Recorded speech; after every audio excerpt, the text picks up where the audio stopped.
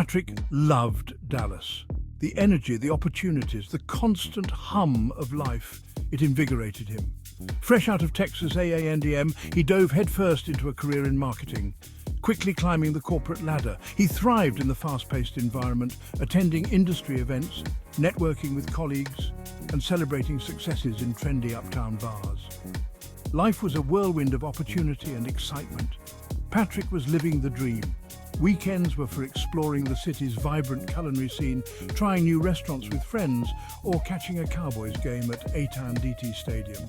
He filled his days with activities, his social calendar overflowing. He was chasing success, chasing experiences, chasing the next big thing. In the process, something subtle yet significant began to shift within him. Growing up in a small town east of Dallas, faith had been a cornerstone of Patrick's life. Sunday mornings were for church, Wednesday nights for youth group. He attended a private Christian school and even led worship with his guitar at youth retreats.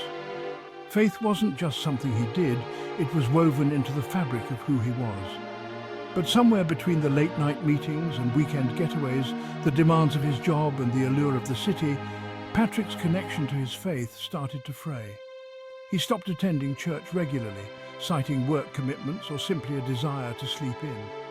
His Bible gathered dust on his bedside table, a silent reminder of a life he seemed to have outgrown. He told himself he was just busy, that he hadn't lost his faith, just misplaced it temporarily amidst the chaos of city life. Yet deep down, a quiet unease began to stir within him. He felt a growing emptiness, a void that no amount of professional success or social engagement could fill. The things that once brought him joy felt hollow. The fast-paced life he had built was starting to feel like a gilded cage.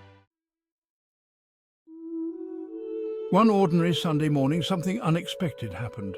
Patrick woke up feeling restless. The city outside his window felt strangely still. He couldn't explain it, but a powerful urge to go to church washed over him. He hadn't stepped foot in a sanctuary in months, but this morning the pull was undeniable. He found himself driving to the church he used to attend with his family. He sat in the back pew, feeling like a stranger. As the worship band began to play, a familiar warmth spread through him.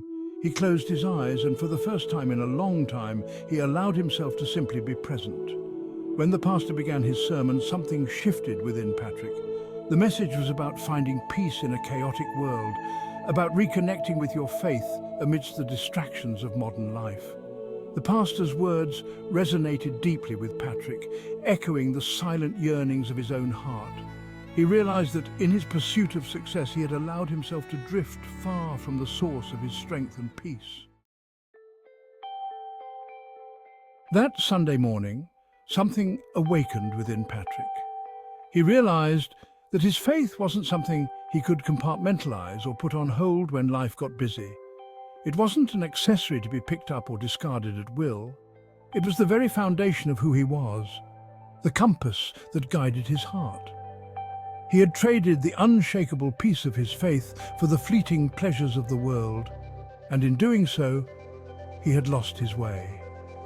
He left the church that day feeling a mix of emotions, guilt for straying, hope for the future, and a deep longing to reconnect with God. He dug out his dusty Bible and started reading.